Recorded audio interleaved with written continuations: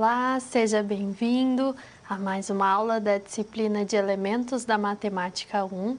Eu sou a professora Alessandra Negrini e o nosso tema de estudo hoje são os conjuntos e as relações.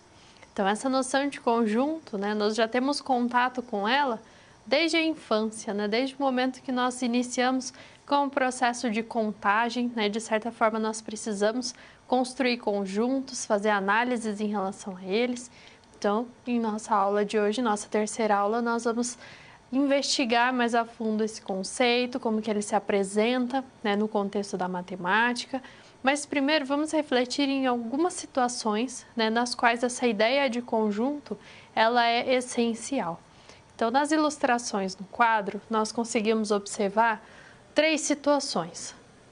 As eleições, na hora em que nós precisamos fazer algum tipo de pesquisa, seja eleitoral ou seja em relação a um outro tipo de contexto, como pesquisas de mercado, por exemplo, pesquisas de interesse em relação a um produto ou um serviço. Os próprios testes que são feitos em vacinas, em medicamentos, eles empregam essa noção de conjunto, porque eu tenho um público-alvo, eu tenho uma referência a partir da qual eu vou realizar meu estudo. Se é um conjunto aí de pessoas que atendem a uma certa característica, como é o caso das eleições, que tem um certo grupo aí específico, as pessoas que têm acesso aí ao título de eleitor, a questão da vacinação, que são as pessoas que estão aptas e que se habilitam a realizar, a participar desses estudos para verificar a eficácia de uma vacina. Então, todas essas situações englobam a ideia de conjunto. E essa noção aí de conjunto também está num dos principais conceitos que nós estudamos na matemática, que é o conceito de função. E aí é indiscutível o uso das funções para relacionar aí com várias situações presentes no nosso cotidiano. Então, a ideia de conjunto, a estrutura de um conjunto se faz presente por si só em algumas situações, mas em outras nós vamos atrelando outros conceitos para conseguir dar o entendimento aí para alguma situação, uma interpretação adequada, às vezes para um próprio desenvolvimento da matemática enquanto campo de estudos. Então, o nosso objetivo hoje vai ser estudar alguns tópicos relacionados ao conjunto e também as relações, que têm uma estreita associação com essa noção inicial que nós vamos estudar. Então, no quadro nós temos a lista dos temas com os quais nós vamos trabalhar durante essa aula, iniciando pela noção de conjunto, com a definição, os tipos especiais de conjuntos, operações, conjuntos numéricos e trabalhando também com a noção de relação, observando aí a associação que nós temos com a noção de conjunto. Então, são conceitos que estão associados entre si e que nós precisamos aí como base para muitos dos estudos realizados na matemática, não especificamente na área de cálculo e análise, mas também nos outros campos do conhecimento, como na própria estatística e probabilidade, expandindo também para outras ciências que se utilizam aí da matemática enquanto ferramenta. Então, diante dessa apresentação inicial, vamos ao nosso primeiro tópico de estudos.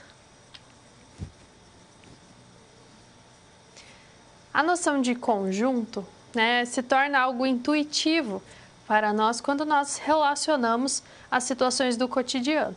Então, quando eu tenho lá uma coleção de objetos e eu preciso fazer uma contagem, eu preciso fazer uma seleção, então essa noção de conjuntos está associada. E na matemática nós temos uma preocupação não só com o entendimento desse conceito, mas com as formas de se representar um conjunto. Então, depende da circunstância, nós podemos adotar diferentes tipos de representações para um conjunto e especificamente para os elementos que constituem determinado conjunto, que pode ser numérico, pode ser de conceitos, pode ser de algumas noções da geometria, por exemplo, conjuntos de pessoas, quando eu quero fazer algum tipo de pesquisa. Então, são várias as possibilidades, vários os tipos de elementos que eu vou incluir dentro de um conjunto. Então, vejamos no quadro algumas possibilidades que nós temos. Então, entendendo o conjunto enquanto uma coleção de objetos que tem características semelhantes, então não precisa ser apenas um conjunto numérico, cujos elementos são números. Eu posso ter também conjuntos de figuras geométricas, por exemplo, mas eu preciso ter algo que relacione esses elementos entre si. Então, aquela informação que constitui, que está no interior de um conjunto, nós chamamos de elemento. E aí, entre os elementos, nós podemos destacar aí características que são semelhantes. Então, por exemplo, eu tenho um conjunto formado pelos números 1, 2, 3 e 4. Posso extrair aí várias relações, né, entre esses números. Eu posso considerar como os primeiros números naturais ou associar com a contagem. Então, são algumas possibilidades. Eu consigo encontrar características que são semelhantes. Eu posso representar um conjunto a partir de uma listagem. Então, eu vou indicar esses elementos do conjunto entre chaves separados por vírgulas, e aí eu vou utilizar uma nomenclatura para esse conjunto, geralmente uma letra maiúscula ou algum tipo de notação particular, mas em geral utilizamos aí a letra maiúscula. Então, na listagem eu vou listar todos os elementos que constituem aquele conjunto. Às vezes nós utilizamos a listagem também para conjuntos infinitos ou que eu tenho uma quantidade muito grande de elementos, aí nós utilizamos as reticências também para nos auxiliar nesse tipo de representação. Posso usar a listagem, posso descrever a propriedade que está associada aos elementos do conjunto. Então, nesse caso, são todos os números naturais que estão entre 1 e 4. Então, x pertencente a n, tal que 1 menor ou igual que x, menor ou igual que 4. Então, são todos os naturais entre 1 e 4. E eu posso recorrer ao chamado diagrama de Euler-Venn, em que nós utilizamos uma representação para o conjunto, geralmente num formato oval ou circular, e aí dentro dessa representação eu vou incluir os elementos que constituem aquele conjunto, né? Como se fosse uma listagem, mas sem a estrutura aí separadas por vírgulas, né? Indicando dentro dessa representação os elementos do conjunto. Então, essas são as diferentes representações que nós podemos adotar para um conjunto. E aí, com essas representações, eu consigo observar, por exemplo, quando um elemento faz parte ou não daquele conjunto, ou quando eu tenho um subconjunto ali presente. Então, para qualquer uma dessas representações, nós vamos conseguir estabelecer esse tipo de relação de pertencimento e também uma relação de inclusão. Então, vamos ver um exemplo extraindo aí algumas análises diante desse conceito de conjunto. Então, nós temos 3 conjuntos aí que estão representados via listagem e via diagramas.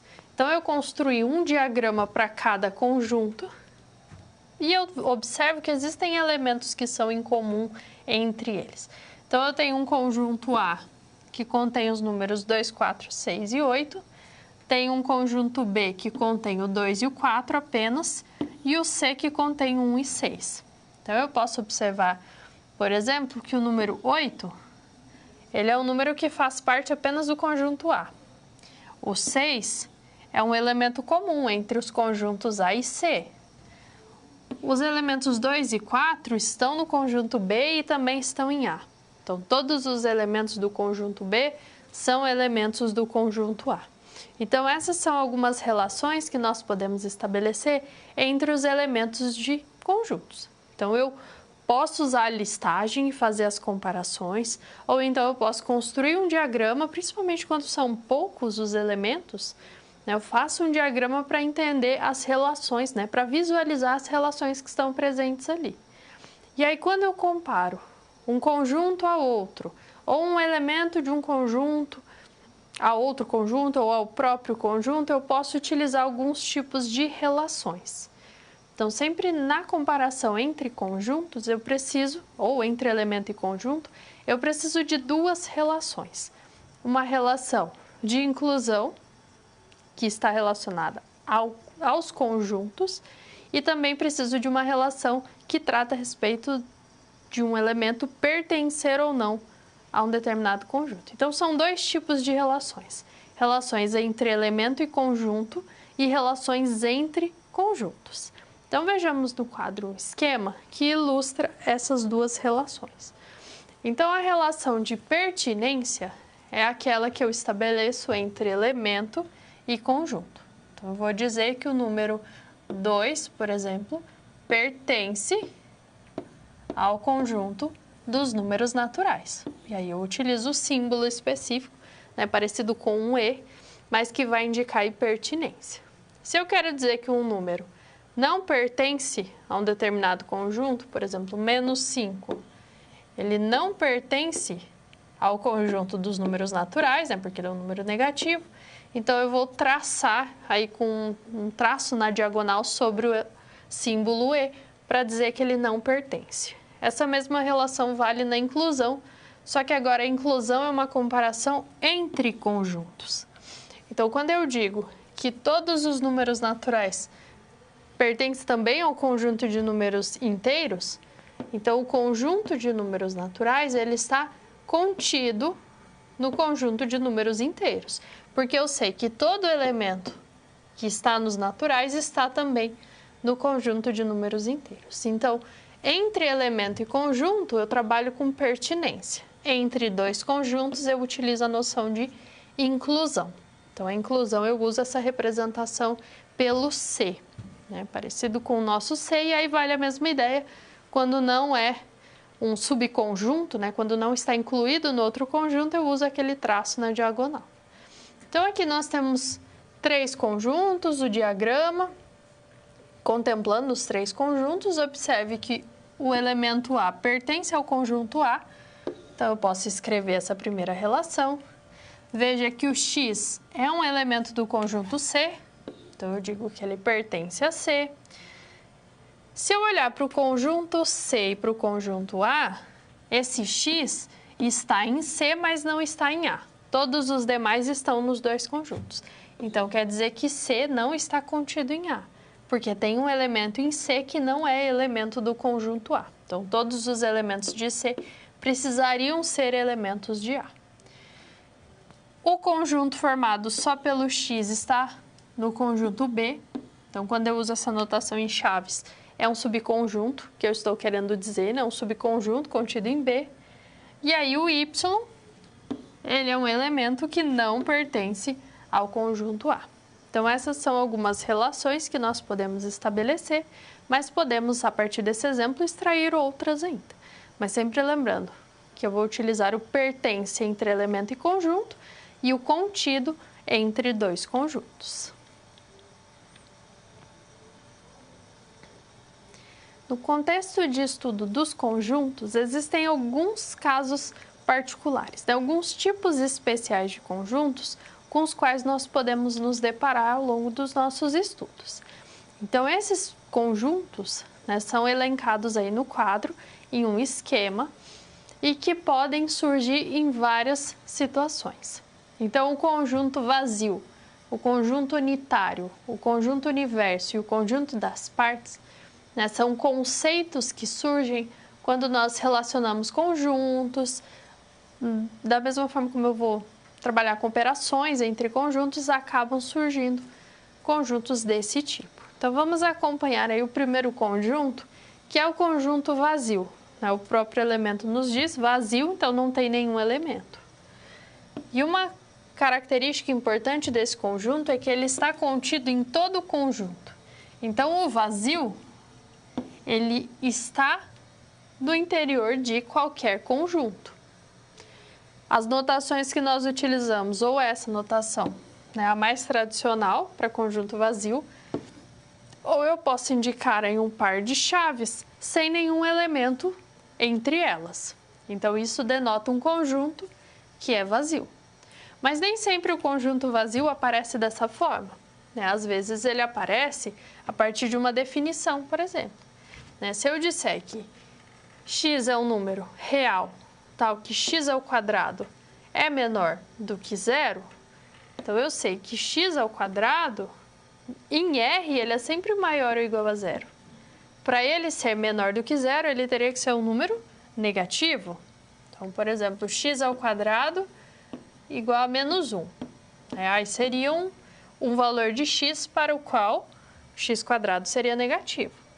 Mas, se x quadrado é menos 1, então x vai ser o quê? A raiz quadrada de menos 1.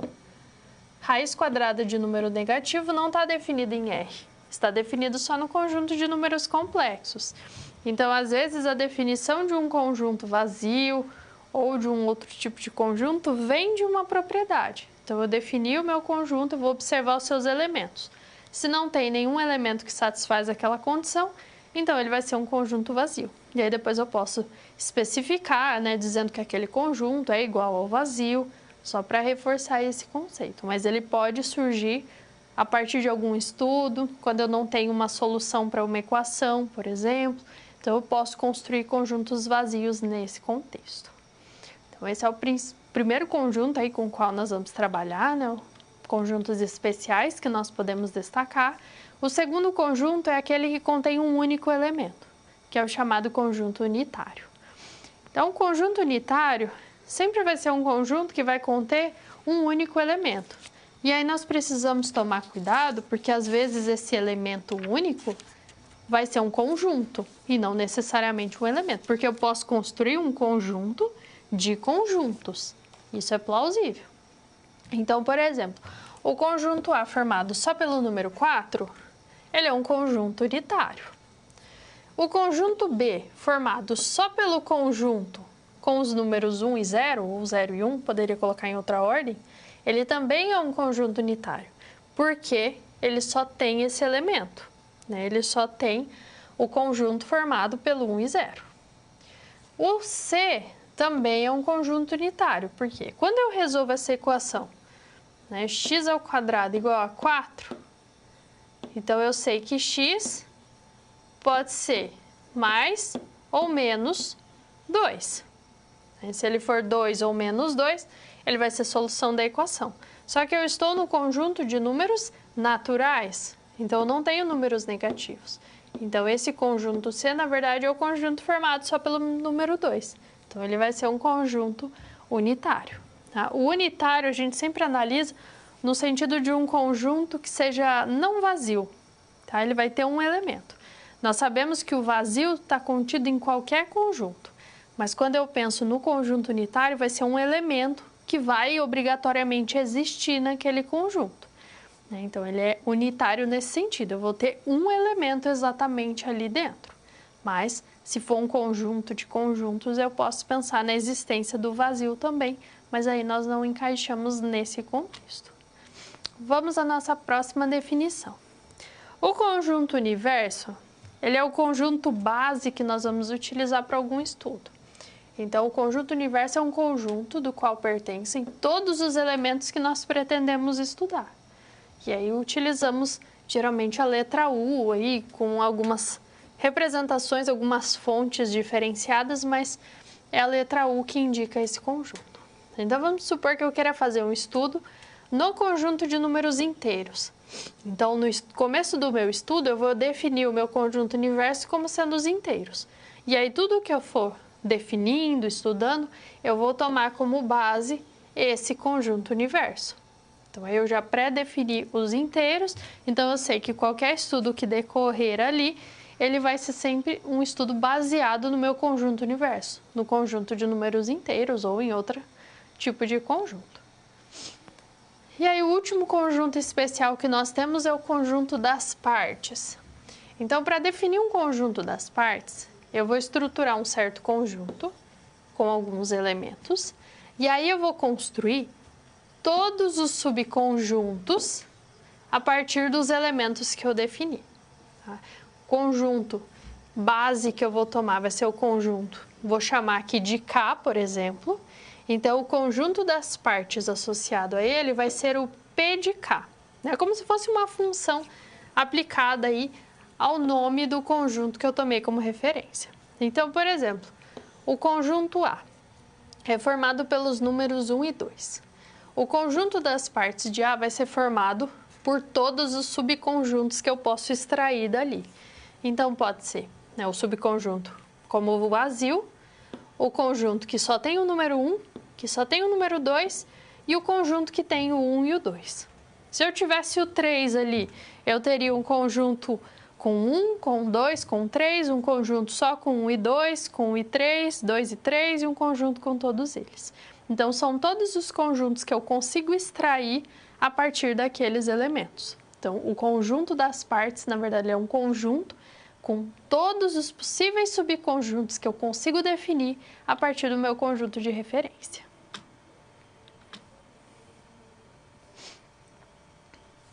Assim como eu posso definir operações a partir de números, né, adição, subtração, multiplicação, divisão, definida em um conjunto numérico, eu também posso definir operações que agora relacionam conjuntos entre si. E essas operações nos auxiliam quando nós precisamos estudar algum tipo de resultado de uma pesquisa, por exemplo, quando eu preciso definir uma função, trabalhar com uma função composta. Então, são algumas situações em que nós precisamos trabalhar com essas operações. E essas operações são alguns casos aí que nós temos, algumas que se destacam nesse contexto. As principais são a união e a interseção entre conjuntos. Então, vamos conferir primeiro, né, dentre essas comparações, né, para conseguir enxergar a união, interseção, diferença, nós vamos precisar da ideia de complementar e a igualdade, que vai ser algo natural quando nós pensarmos na estrutura, né, de um conjunto. Então, eu digo que dois conjuntos são iguais se eles têm os mesmos elementos ou quando o A está contido em B e o B está contido em A. Então, eu trabalho com essas duas inclusões para conseguir concluir a igualdade. Nós temos a ideia de conjunto universo, que é o conjunto base no qual nós estamos estudando, e essa ideia vai propiciar a construção do conjunto complementar. Então, em um universo, vamos supor que nós definimos um conjunto A, contido nesse universo. Eu digo que o complementar desse conjunto A é formado, então, por todos os elementos que estão no universo, mas que estão fora do conjunto A.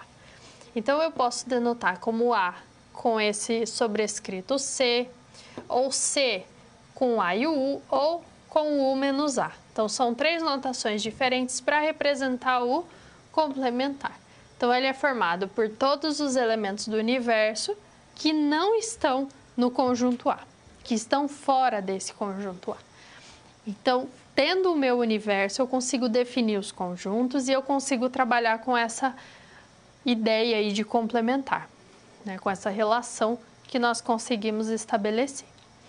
Pensando também dentro de um contexto maior, né, dentro de um universo, se eu defino dois conjuntos A e B e eu construo a união entre eles, A união B, esse conjunto união, né, ele é um novo conjunto que vai contemplar todos os elementos do conjunto A e todos os elementos do conjunto B.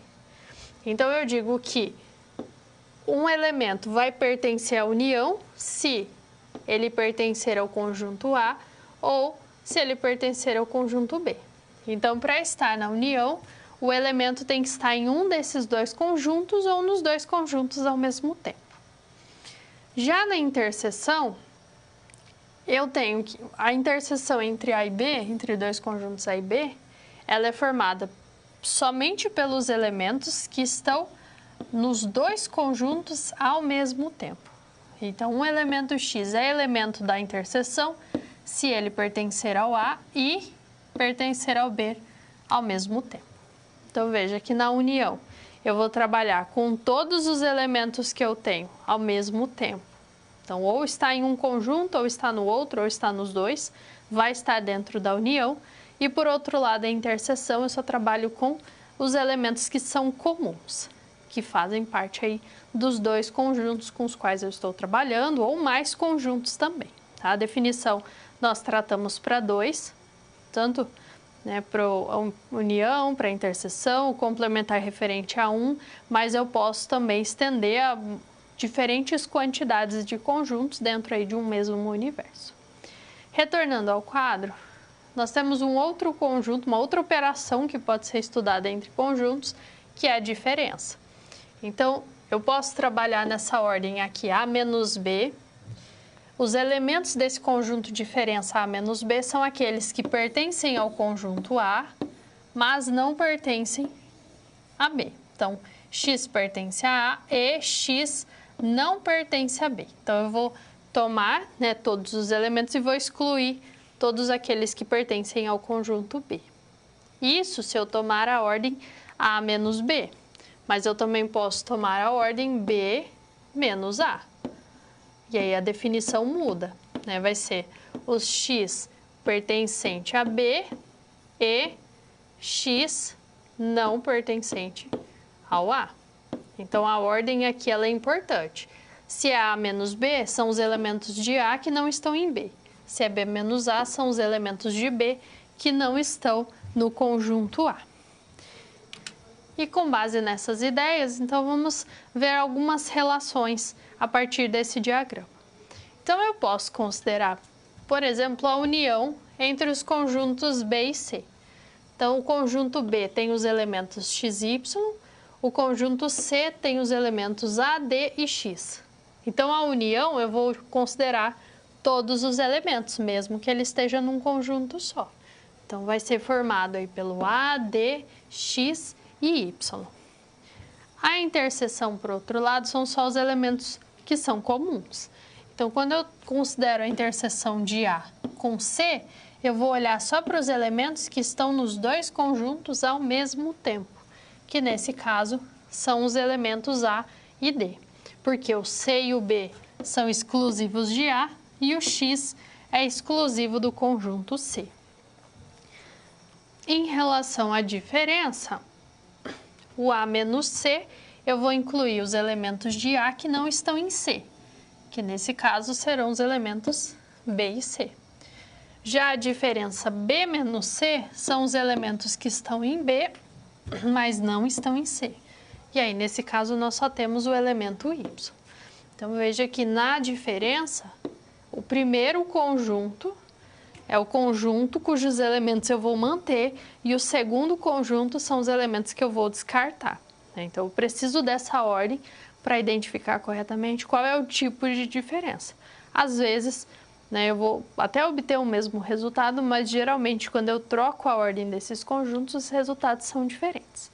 Então, nós podemos estudar aí entre conjuntos, principalmente as operações de união, interseção, diferença, mas também as relações aí de igualdade e a construção do conjunto complementar.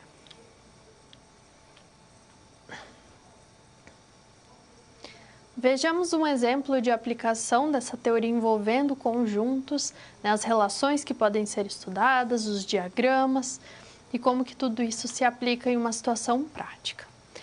Então, em uma pesquisa de opinião sobre um projeto a ser desenvolvido por uma prefeitura, foram entrevistadas 600 pessoas, gerando os resultados preliminares. Então, são 3 projetos A, B e C, e as pessoas votavam no ou nos projetos de preferência. Então, elas poderiam votar em mais de um projeto. E esses foram os dados obtidos. As que apoiam A, B, C, os 3 projetos, apenas 2. Então, essas são as informações que foram obtidas nesse levantamento.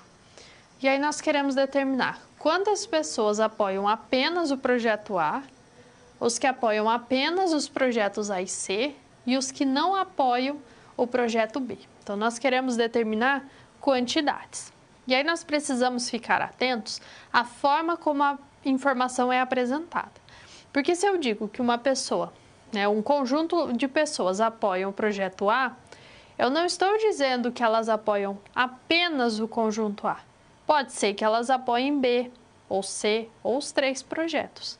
Agora, se eu incluo uma informação de que as pessoas apoiam, um certo número de pessoas apoiam apenas os conjuntos A e C, por exemplo, então elas vão ser incluídas somente nessa categoria. Então, existem aí, se nós somarmos essas informações, vai extrapolar a quantidade de pessoas, porque eu tenho pessoas que votaram em mais de um projeto que estão sendo contadas mais de uma vez. Então, é isso que nós vamos considerar para poder resolver esse problema.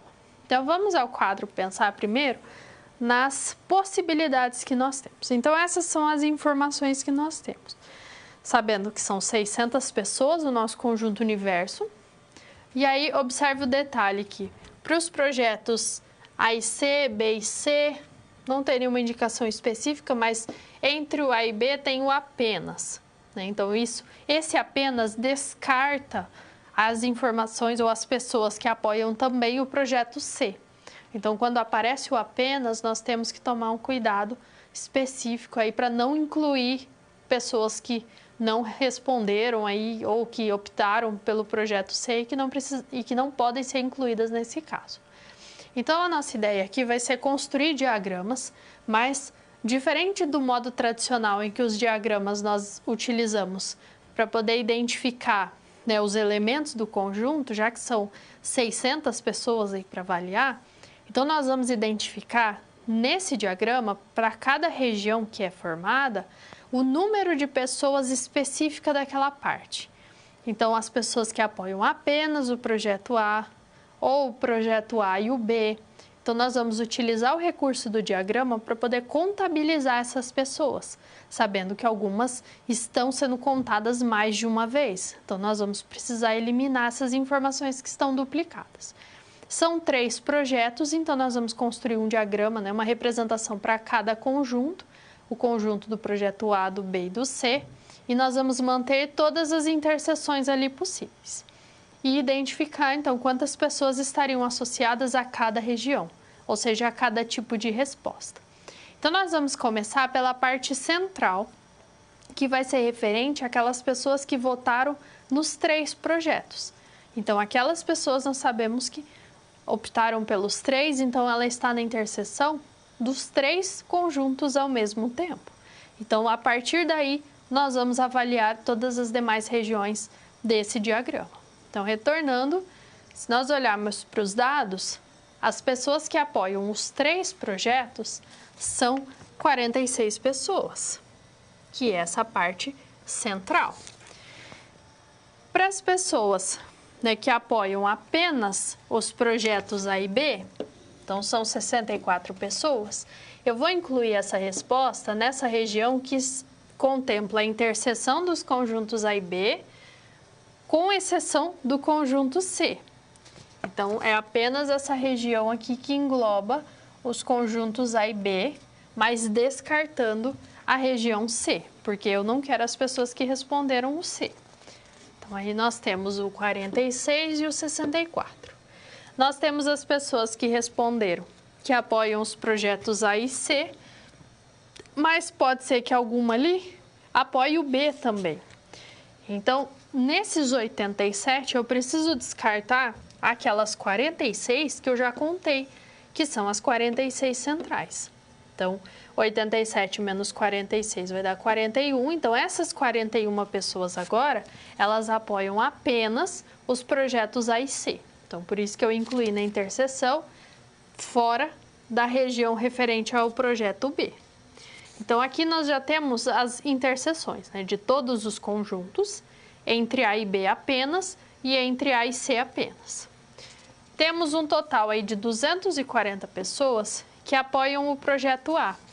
Só que dessas 240, nós precisamos descartar as que apoiam os outros projetos. Então, dos 240, eu vou subtrair os 46, os 64, o 41, resta 89. Então, essas 89 pessoas aqui apoiam apenas o projeto A. Por isso que estão somente naquela região do A. Então, com isso, nós fechamos o conjunto A e precisamos ir agora para os outros conjuntos. Então, aqui nós já temos o 64, o 46, que já foi preenchido na etapa anterior. Nós temos aí 93 pessoas que apoiam os projetos B e C, descontando as 46 que nós já contamos, que apoiam todos os projetos, sobram 47. Então, esses 47 está na interseção de B e C, mas não está no conjunto A. E aí, por fim, das 280 pessoas que apoiam o projeto B, descontando as que apoiam os outros projetos, resta 123. Então, essas 123 apoiam apenas o projeto B. E aí, já que nós já temos as interseções aqui, né, o 41, 46 e 47, das 190 que apoiam C, descontando esses aqui, restam 56 pessoas que apoiam somente o projeto C. E aí nós podemos observar o seguinte também, somando todas essas quantidades, não vai chegar em 600, olhando dentro do diagrama, não chega em 600 pessoas. Por quê? Existem 134 que não estão contempladas nesse diagrama, então eu vou colocar fora, porque são as 134 pessoas que não apoiam nenhum projeto. Então, com isso, se eu somar tudo, vai dar 600, porque cada pessoa eu estou contando uma única vez. Então, se nós observarmos esse diagrama, as pessoas que apoiam só o projeto A são 89. As que apoiam somente os projetos A e C são essas 41 pessoas. E as pessoas que não apoiam o projeto B, então eu vou desconsiderar esses 123 e vou considerar os demais. Então, tomando aqui os que apoiam pelo menos um projeto, nós vamos ter aí os 320. Eu poderia incluir ainda os outros 134 que não apoiam um projeto nenhum nessa contagem. Então, são algumas interpretações que nós podemos fazer e que, inclusive, poderia ser utilizado como base para tomar uma decisão sobre qual projeto dá em andamento. Então, é uma forma de se organizar e de interpretar os dados obtidos de pesquisa, seja uma pesquisa aí sobre projetos ou um outro tipo de pesquisa de opinião, pesquisa eleitoral ou um estudo científico.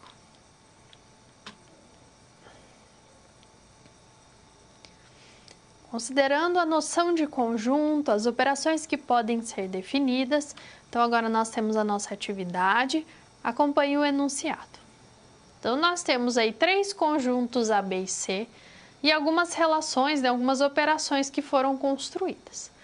Então a proposta é que você construa um diagrama que ilustra essas relações, os conjuntos A, B e C e as possíveis relações aí existentes entre eles. Nós temos mais de uma opção de estrutura para esse diagrama, então eu quero que você construa uma estratégia, uma representação que seja suficiente aí para contemplar cada uma das condições apresentadas. Se você tiver alguma dúvida, envie a sua dúvida, envie também suas contribuições e daqui a pouco vamos prosseguir aí com a nossa aula.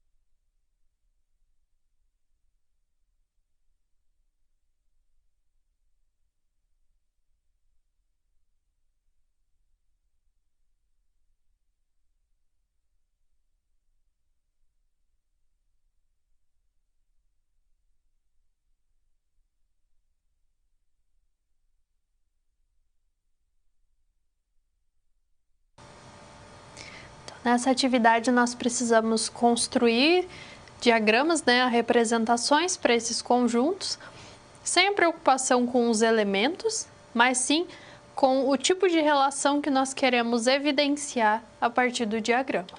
Então vamos acompanhar aí uma possível representação no quadro. Veja que com esse esquema nós conseguimos visualmente observar que o conjunto A está contido em B, porque o diagrama de A, a representação de A está dentro da representação de B. C não está contido em B, porque eu tenho uma parte do conjunto C que está fora de B. Quando eu considero a união entre A e B, vai gerar o conjunto B, porque o A é um subconjunto dele. A interseção entre os dois conjuntos, o C e o A, é vazia, então eu não tenho nenhuma interseção. E a interseção entre C e B é diferente do vazio, então tem pelo menos um elemento que é comum a esses dois conjuntos. Então, mesmo sem apresentar os elementos característicos de cada conjunto, por essa representação, nós já temos uma ideia do tipo de relação que pode ser estabelecida. Então, é uma forma de conseguir evidenciar e interpretar relações entre conjuntos antes mesmo de identificar os elementos que integram esses conjuntos e extrair as informações. Então, essa é uma possível representação, você pode adotar outra, mas é preciso contemplar todas essas condições.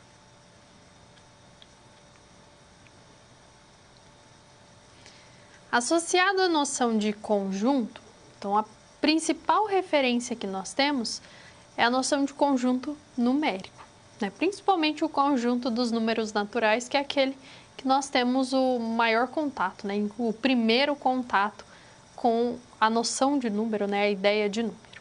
Então, nós vamos retomar algumas propriedades importantes dos conjuntos numéricos, principalmente naturais, inteiros e racionais.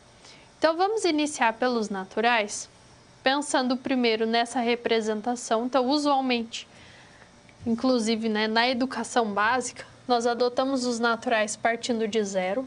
Então, isso acontece quando nós queremos, de certa forma, né, avaliar situações em que eu aplico operações e o resultado retorna em zero, em que eu preciso desse zero. Em outros casos, nós até podemos retirar o zero desse conjunto, mas geralmente o zero nós incluímos. E aí, quando nós queremos reforçar que o zero não faz parte do conjunto, nós podemos utilizar o asterisco. Então, muda um pouco quando nós trabalhamos com álgebra ou quando trabalhamos com a análise, a definição de n, mas na educação básica nós partimos dos naturais com o zero. Podemos definir operações de adição, multiplicação, subtração e divisão nesse conjunto, sabendo que apenas as adições e multiplicações retornam resultados do próprio conjunto. São operações que nós dizemos fechadas. Então, quando eu somo, né, números naturais, quando eu identifico produtos entre números naturais, os resultados, né, vão ser sempre elementos dos naturais também, né? Por isso, acrescentando o zero no conjunto. Já a subtração e a divisão são operações que não são fechadas, porque eu posso obter resultados que estão fora desse conjunto, né? Encontrar um número que é negativo, encontrar uma fração, né, um número racional, que não resulte aí num número natural. Então, essas são algumas possibilidades aí que nós temos. E aí, para complementar, principalmente o estudo da subtração, nós incluímos os negativos e consideramos aí o conjunto dos números inteiros. Então, nos inteiros, eu tenho a presença do conjunto dos números naturais. Então, os naturais constituem subconjunto dos inteiros, mas nós acrescentamos os negativos e aí nós conseguimos identificar algumas simbologias para alguns subconjuntos importantes. Por exemplo, o subconjunto dos inteiros não negativos. Então, eu excluo toda a parte negativa. O conjunto que resta, na verdade, é o conjunto dos números naturais. Nós podemos também construir os inteiros não positivos. Então, eu retiro toda a parte positiva. Perceba a representação, né? O mais é quando eu tomo os positivos e o zero, e o menos aqui é quando eu tomo o zero e os negativos. O Z asterisco representa todos os inteiros com exceção do zero. E aí eu posso combinar essas notações. Z mais asterisco, eu vou excluir o zero e os números negativos. Então, eu fico só com a parte positiva. Então, os números a partir de 1. Os inteiros, né, formando o subconjunto dos inteiros positivos. Já os inteiros negativos, eu vou ter somente a parte negativa. O asterisco retira o zero do conjunto e o menos retira a parte positiva. Então, essas são algumas representações, né, algumas simbologias, algumas nomenclaturas que nós podemos encontrar, principalmente, né, para o conjunto de números inteiros, mas que pode se estender também ao conjunto de números racionais. Então, o uso do asterisco, do mais e do menos ali subscrito, eles precisam trazer para nós o significado da estrutura daquele conjunto, né? Se eu coloquei um asterisco, quer dizer que eu tirei o elemento neutro dele, né? Eu tirei o zero daquele conjunto, o elemento neutro da adição. Se eu coloco mais, quer dizer que eu estou retirando a parte negativa. Coloco menos, retirando a parte positiva. E aí, com isso, eu construo alguns subconjuntos que são importantes e que se destacam exatamente por essa representação própria. E aí nós podemos estender essa ideia também ao conjunto de números racionais. Então, retornando ao quadro, essas representações aí dos inteiros, não negativo, não positivo, não nulo, positivo, negativo, nós podemos trazer também para os racionais. Eu posso ter racionais não negativos, não positivos, não nulos, positivos, negativos, segue a mesma ideia dos inteiros. Só que agora com os racionais eu preciso lembrar que o número racional é aquele que eu consigo representar como uma fração de inteiros. Então, P dividido por Q, em que P é um número inteiro e o Q é um inteiro não nulo. Então, na própria definição dos racionais vem essa notação asterisco para dizer que o Q não pode ser zero, porque eu não posso ter uma divisão por zero. E aí, quando nós trabalhamos com esse conjunto, né, dos racionais, surge a ideia de fração geratriz, porque é pela fração geratriz que eu consigo identificar, né, a representação fracionária de uma dízima periódica. Então, por exemplo, eu tenho aqui a dízima com o período 7, porque é o 7 que se repete. Se eu chamo essa dízima de x, eu multiplico por 10, eu vou ter o 7,777 se repetindo, que eu consigo separar no inteiro 7 mais a dízima, que eu chamei de x. Então, eu converto essa representação, né, eu consigo extrair dessa dízima essa equação, 10x igual a 7 mais x. Subtraio o x dos dois membros, divido os dois membros por 9, então x é 7 nonos. Então, quer dizer que a fração 7 nonos é a que gera essa dízima periódica. Posso fazer isso com dízimas que têm um período com mais algarismos. Então, nesse caso, nós temos os algarismos 2 e 4 no período. Então, ao invés de multiplicar por 10, eu multiplico por 100, porque aí eu trago para a parte inteira o período inteiro, né, o período completo, o 24.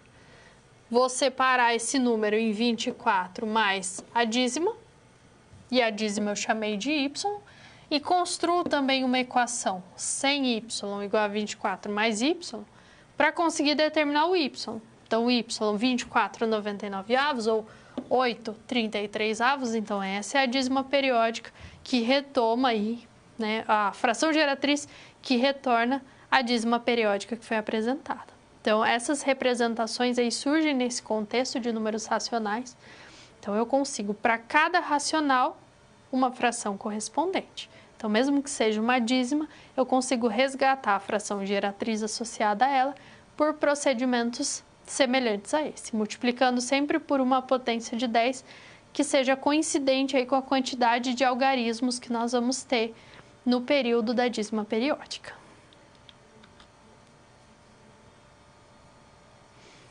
Além dos números naturais, inteiros, racionais, né, o principal conjunto com o qual nós trabalhamos é sempre o conjunto de números reais, porque é nele que eu consigo aí efetuar diversos tipos de cálculos, né, resolução de vários problemas, e que eu tenho o recurso da reta numérica, mas uma reta agora totalmente preenchida, porque eu vou ter a possibilidade de sempre encontrar um número real para ocupar os espaços aí que surgem nessa reta numérica, que é uma reta com infinitos pontos. Então, vamos ao quadro pensar primeiro nesse tipo de representação. Então, a representação tradicional que nós temos para os números reais é a reta real. Então, é uma reta, então um objeto que não tem começo nem fim. Geralmente, nós tomamos o zero como referência e a partir dele nós vamos posicionando os outros números. Outra referência importante são os inteiros, né, sabendo que estão sempre a uma mesma distância entre dois inteiros consecutivos. Então, com isso eu consigo estruturar a reta por completo. Então, a vantagem do conjunto de números reais é que, para cada ponto que eu marque nessa reta, não importa a posição, eu sempre vou ter um número real presente exatamente naquele local. Então, são infinitos pontos na reta e são infinitos números reais que vão possibilitar essa análise.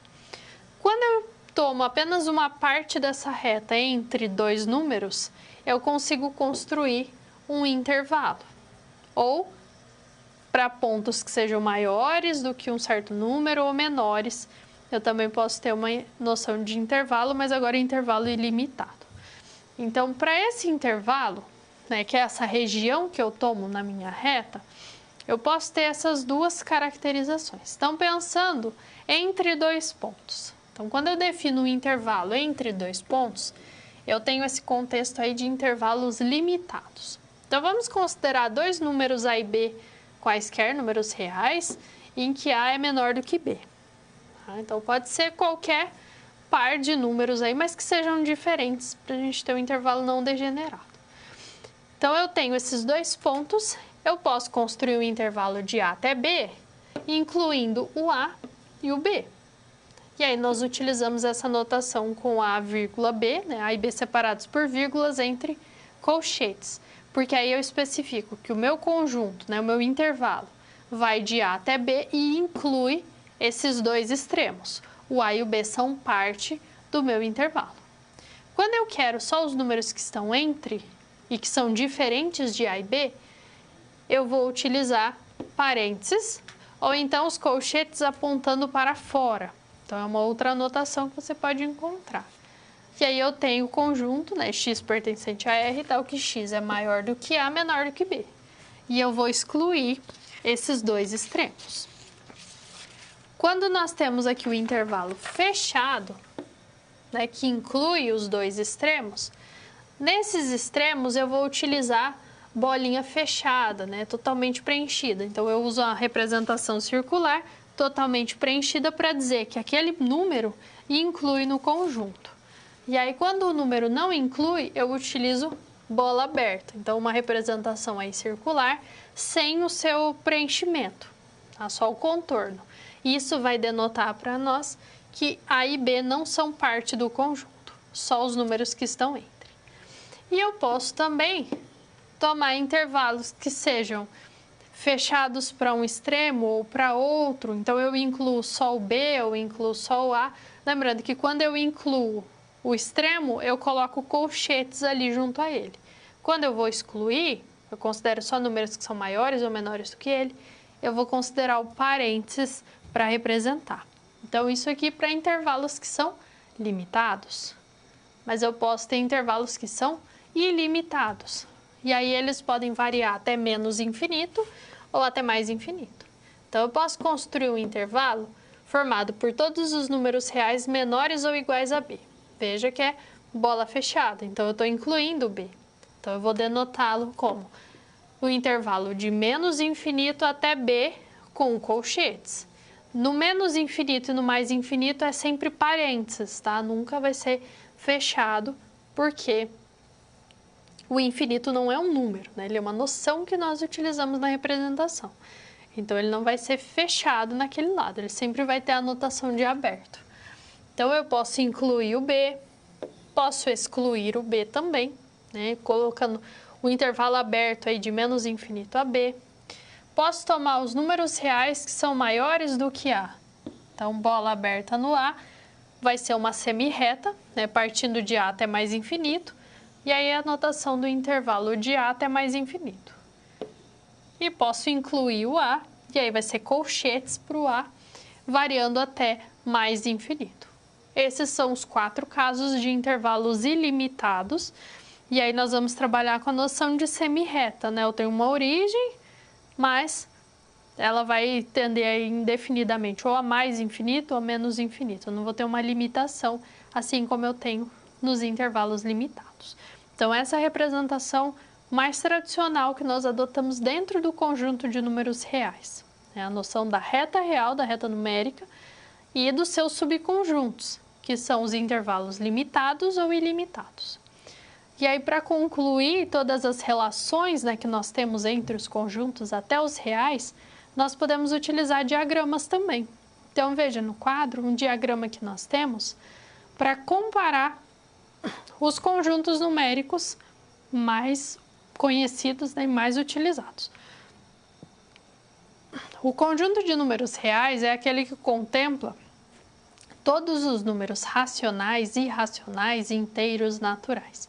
Então, eu consigo utilizar a representação em diagramas em que nessa parte toda em verde aqui nós temos os irracionais, na parte em azul os racionais. E aí dentro dos racionais nós temos os inteiros e dentro dos inteiros os naturais. Então, esse é um recurso que nós utilizamos para poder relacionar os conjuntos numéricos entre si e estabelecer relações entre, por exemplo, todo número natural, ele é inteiro, ele é racional e ele também vai ser irreal. E aí outras possibilidades que nós podemos construir comparando os conjuntos a partir do diagrama. Atrelado à definição de conjunto, né, existe uma definição também importante, que é a definição de relação. Então, quando eu estabeleço conjuntos e construo relações, eu já estou antecipando o estudo de funções. Então, é todo um estudo preparatório que nós precisamos para alcançar depois o conceito de função, né, para entender por que ele é estruturado daquela forma. Então, é a base que vai fundamentar esse conceito de destaque aí no contexto da matemática.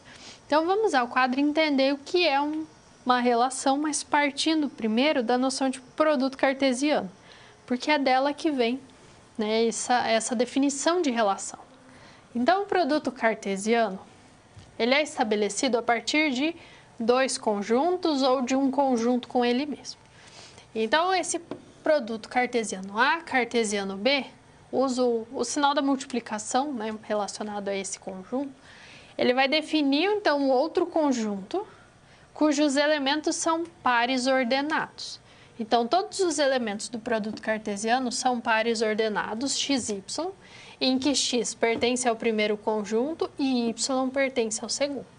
Então, eu vou combinar todos os elementos do conjunto A com todos os elementos do conjunto B, por pares ordenados, em que a primeira coordenada é sempre do conjunto A e a segunda coordenada é sempre do conjunto B. Então, se eu tomo nesse exemplo aqui, eu vou ter os pares ordenados 0, 1, 0, 4, que é a ligação de 0 com 1 aqui, 0 com 4. Depois eu tenho 2, 1 e 2, 4, 4, 1 e 4, 4. Então, veja que na primeira coordenada eu tenho 0, 2 e 4, que são os elementos de A, e na segunda coordenada eu só tenho 1 ou 4, que são os elementos do conjunto B. Então, essa seria a representação em diagramas para o produto cartesiano. E nós temos uma representação gráfica também, que pode ser construída no plano cartesiano. Então, eu construo o plano cartesiano, em que o eixo horizontal vai representar um dos conjuntos e o eixo vertical o outro. Então, geralmente, no eixo horizontal vai ser o primeiro conjunto, que é o conjunto A, nesse caso, e no eixo vertical o conjunto B. Então, eu vou identificar os pontos, né, a partir das suas coordenadas, como nós trabalhamos em uma representação gráfica, por exemplo, quando eu quero desenhar a representação de uma reta no plano cartesiano. Então, esse é o fundamento que nós vamos ter. Então, aqui eu posso ter um conjunto A qualquer no eixo horizontal e um conjunto B qualquer no eixo vertical. E aí, quando eu trabalho com a interseção de 0 no conjunto A com 1 no conjunto B, eu tenho o ponto 0, 1. Quando eu trabalho com a interseção do 2 no conjunto A com o 4 do conjunto B, eu tenho o par 2, 4, dentro do produto cartesiano. Então, o produto cartesiano, ele permite a combinação de elementos entre conjuntos e são todas as combinações possíveis, né? Se eu tenho aí conjuntos que têm uma quantidade finita de elementos, então eu tenho 3 elementos em um, 2 elementos no outro. Bom, 3 vezes 2, 6, então eu vou ter 6 pares ordenados aí a partir dessas combinações. Mas eu poderia ter todos os pares ordenados envolvendo o conjunto de números naturais na primeira componente e os inteiros na segunda componente. Ele já seria um conjunto infinito, porque eu tenho infinitas combinações que eu posso tomar nesse sentido, porque Os naturais e os inteiros são infinitos. Então, o produto cartesiano contempla sempre todas as combinações, mesmo que seja infinita, mas são todas as combinações envolvendo aí a construção de pares ordenados em que a primeira coordenada é sempre do primeiro conjunto e a segunda coordenada é do segundo conjunto. Os dois conjuntos podem ser iguais e podem ser diferentes. No produto cartesiano, isso não vai interferir. Eu posso ter um produto cartesiano dos naturais com ele mesmo. Então, eu vou identificar todos os pares ordenados. Então, as duas componentes são naturais. Mas se eu tiver conjuntos diferentes, aí eu vou ter essa mudança. Depois de definir o produto cartesiano, nós podemos construir essa noção, esse conceito de relação binária, porque vamos relacionar aí dois conjuntos entre si ou um conjunto com ele mesmo. Então, vejamos no quadro. Então, uma relação binária, ela nada mais é do que um subconjunto de um produto cartesiano.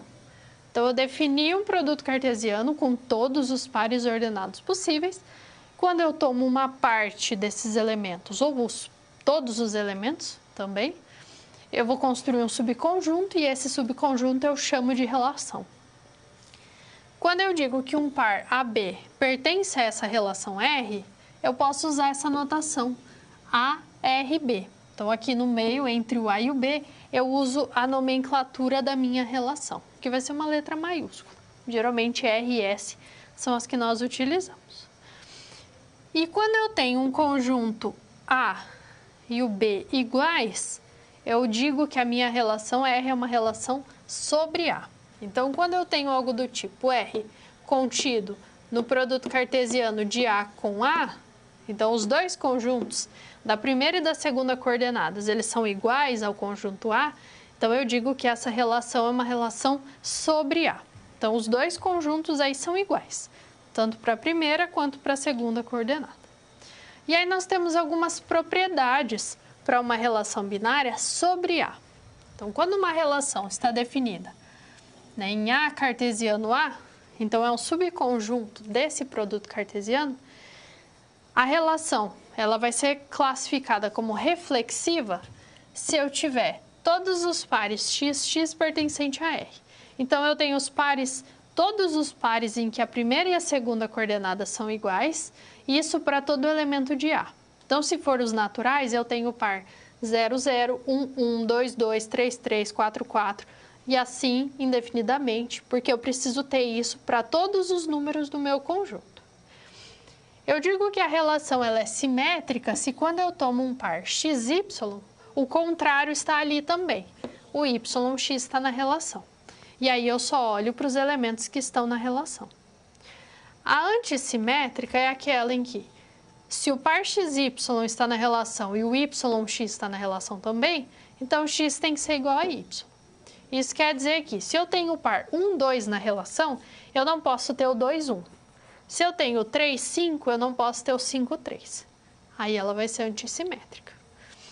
E transitiva, se eu tiver o par xy e o yz, então o xz tem que estar na relação também. Se isso for válido para todos os elementos que estão ali na minha relação, ela vai ser chamada de transitiva. Então, são algumas propriedades que nós podemos identificar a partir dos elementos. Tirando a reflexiva, que eu preciso olhar para todos os elementos de A e ver se os pares simétricos ali, né, com as mesmas coordenadas na primeira e na segunda, estão na relação, os outros três, reflexiva, antissimétrica, simétrica, antissimétrica e a transitiva, né, todas elas vão precisar somente dos elementos que estão na relação. Então, eu só vou fazer a análise daquilo que está na relação. Então, a reflexiva, eu olho para o meu conjunto base e vejo se tem aí os pares com as duas coordenadas iguais para todo elemento de A. Agora, para as outras três, simétrica, antissimétrica e transitiva, eu só vou olhar para a minha relação e ver se eu consigo achar todas essas combinações ali dentro, ou na antissimétrica, se eu não tenho aí os pares um contrário do outro dentro da relação. Se for válida para tudo, então a propriedade aí vai ser atribuída àquela relação.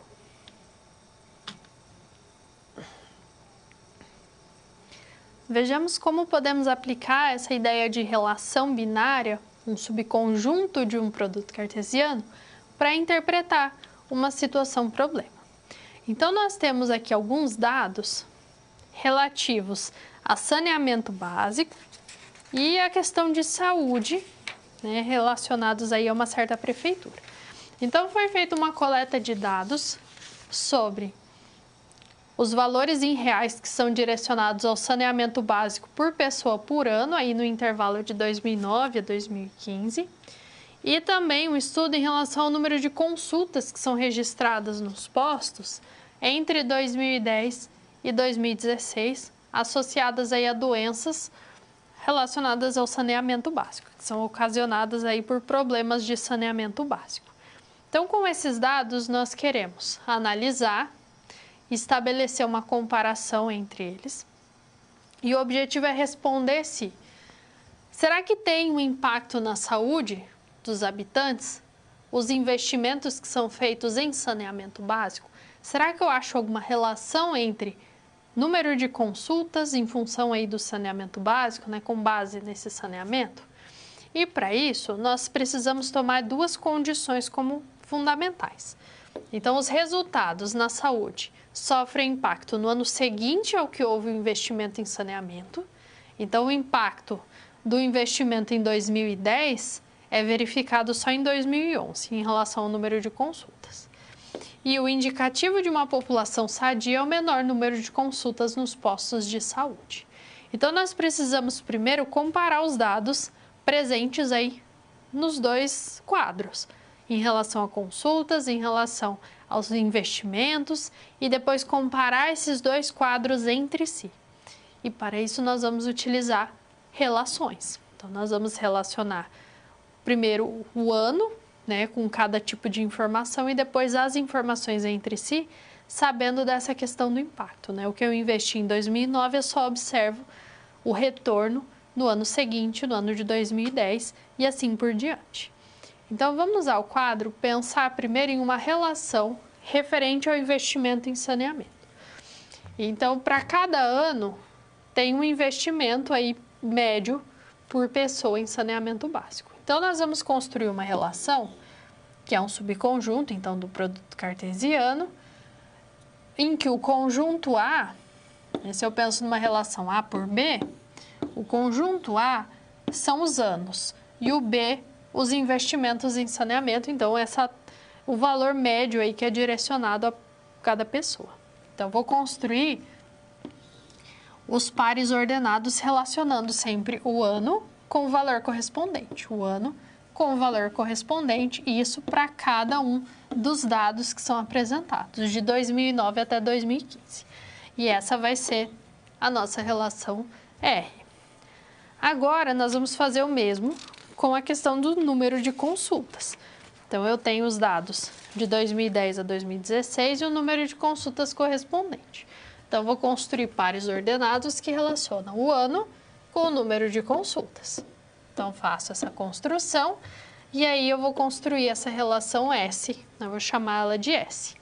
Veja que essa relação, ela vai ser uma relação realmente, né, não vai ser um produto cartesiano, porque eu não tenho uma combinação de todos os anos com todos os números de consultas, mas sim uma combinação específica do ano com o número de consultas que ocorreu naquele ano.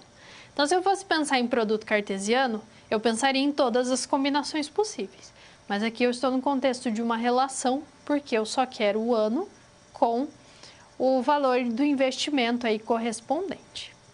Tendo definido essas duas relações, nós vamos associá-las entre si, pensando na condição que foi apresentada.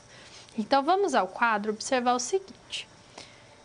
Nós sabemos que o impacto do investimento no saneamento ocorre no ano seguinte, nas consultas, né, no caso da saúde.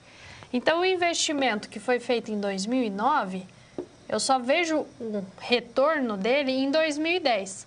Então, eu vou construir uma outra relação T, que agora associa o investimento de 2009 com o número de consultas de 2010. O investimento de 2010 com o número de consultas em 2011. e assim sucessivamente. Então, eu olho para o investimento que eu tive no ano com o número de consultas que eu observei no ano seguinte.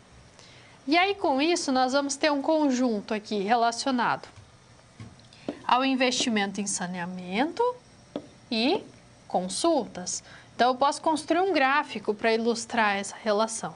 Então, quando eu construo esse gráfico, no eixo horizontal, nós vamos ter em relação aí ao investimento que nós temos, o investimento em saneamento. No eixo vertical são os números de consultas.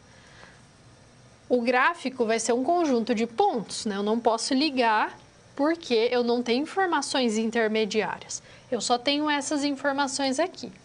Mas eu consigo observar que quanto maior o investimento, menor a quantidade de consultas aí associadas a doenças por falta de saneamento básico. Então, quando eu aumento aqui o valor na horizontal, na vertical eu vou ter uma redução. Então, o que? Eu tenho uma tendência de queda nas consultas quando eu aumento os investimentos. Então, com essas relações, né, eu consigo enxergar esse tipo de associação. Então, no caso, seria aí saneamento, número de consultas, mas nada impede de estudar outros tipos de informações, né, outros contextos, pensando na relação sempre como um subconjunto de um produto cartesiano. Então, eu vou construir o meu produto cartesiano, eu já posso construir a relação direta, como nós fizemos aqui, e construir a representação gráfica, porque visualmente nós vamos conseguir observar se existe uma tendência ou não, se tem algum caso discrepante. Então, são algumas análises que podem ser feitas. E aí, partindo desses dados, nós ainda podemos observar o que acontece nessa evolução aí em relação ao tempo, com relação ao percentual de consultas que nós observamos, se tem realmente essa queda. Então, no quadro, agora nós temos aí o percentual de redução em relação às consultas. E aí nós vemos aí valores negativos porque realmente houve uma redução. Com o passar dos anos e com o aumento nos investimentos, houve uma redução na quantidade de consultas observadas aí nos postos de saúde. Então, são algumas interpretações que nós podemos fazer, apoiado aí no conceito de relação binária.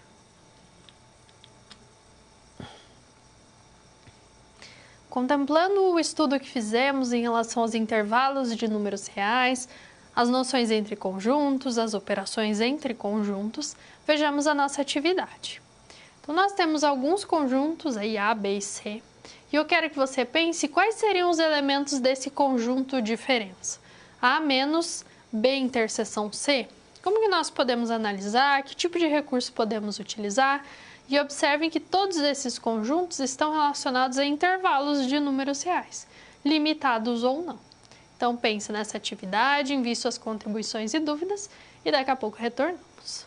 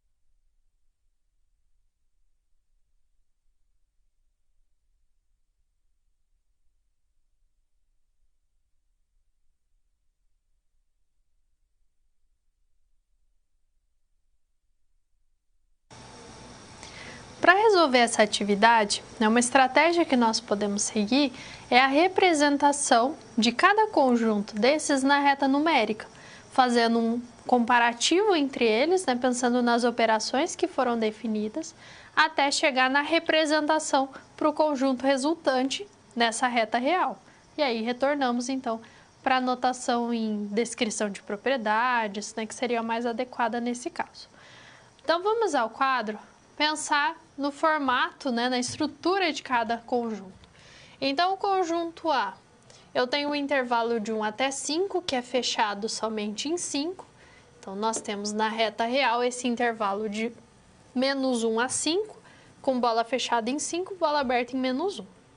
O B é formado por todos os números menores do que 4, então ele é um intervalo ilimitado, então varia de -infinito até 4.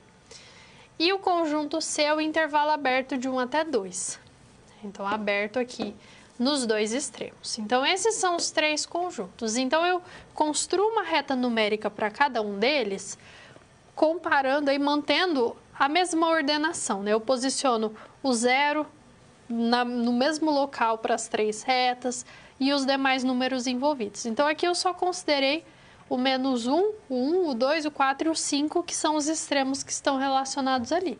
Mas eu poderia incluir os outros inteiros ali próximos a eles, para poder posicionar e alinhar todas essas representações. Então, o primeiro conjunto que eu vou construir é essa interseção de B e C, porque se eu tenho parênteses, parênteses para nós é prioridade. Então, a interseção é formada por todos os elementos que estão nos dois conjuntos. Então, para estar nos dois conjuntos, vai ter que estar dentro do intervalo de 1 até 2. Então, essa é a única possibilidade. O menor conjunto que eu tenho é o C. Então, o C está contido em B. Então, a interseção vai ser só essa parte de C. Agora, eu quero determinar a diferença. Então, todos os elementos que estão em A, mas não estão em B interseção com C. Então, eu vou ter um trecho aqui entre o -1 e 1 e um trecho entre o 2 e o 5, porque essa parte intermediária eu vou excluir, porque são os elementos comuns ao B interseção C. Então, nós vamos ficar com o 1 dentro do conjunto diferença, com o 2 também, porque 1 e 2 eram elementos com a representação em bola aberta, então eles não estavam dentro do conjunto interseção. Então, nós ficamos aqui com o intervalo de -1 aberto até 1 fechado, união com o intervalo de 2 a 5 fechado. Então, a minha diferença contempla essas duas partes, um conjunto ali que tem uma parte fechada e uma aberta, e o segundo conjunto, que é um conjunto fechado. Então, esse é o recurso que nós podemos utilizar, comparando os conjuntos nessa representação em reta numérica, determinando aí as operações nas ordens em que elas se apresentam, trabalhando sempre com os parênteses primeiro, tendo essa prioridade, até chegar no conjunto final, e aí, tendo essa representação na reta, retornando a descrição via propriedades, via intervalos, da forma como for mais adequada. Então, vamos retomar brevemente os conceitos que nós trabalhamos durante essa aula. Vamos ao quadro. Iniciamos pela noção de conjunto, o conjunto como essa coleção de objetos que têm características semelhantes. Vimos que existe relação de pertinência, que é uma comparação entre elemento e conjunto. Uma relação de inclusão, ou às vezes aparece como continência também, que é entre dois conjuntos. Temos conjuntos vazio, unitário, universo, conjuntos das partes. Podemos operar entre conjuntos com união, interseção, diferença, comparar conjuntos pela igualdade, pelo complementar. Podemos construir os conjuntos numéricos, estudar suas propriedades e, partindo de um produto cartesiano, definir uma relação binária. Então, esses conceitos estão relacionados entre si e podem ser utilizados para além de um estudo específico da álgebra. Nós podemos utilizá-lo no estudo de cálculo, no estudo de geometria, no estudo da estatística. Então, esses conceitos podem estar presentes. Então, é importante que possamos compreender cada um deles e enxergar a aplicabilidade em situações práticas ou mesmo situações específicas da matemática e também em outros campos de estudo, né, para verificar realmente a aplicação de cada ideia dessa e sempre estabelecendo as mais variadas relações para que possamos realmente compreender cada um dos conceitos. Então, espero que você tenha observado, né, a importância de cada um desses conceitos, de onde você pode partir para se aprofundar nos seus estudos. Então, continue estudando, veja todos os materiais aí que estão disponíveis, o livro, as webaulas, e eu aguardo a sua participação na nossa próxima aula. Desejo a você bons estudos e até o nosso próximo encontro.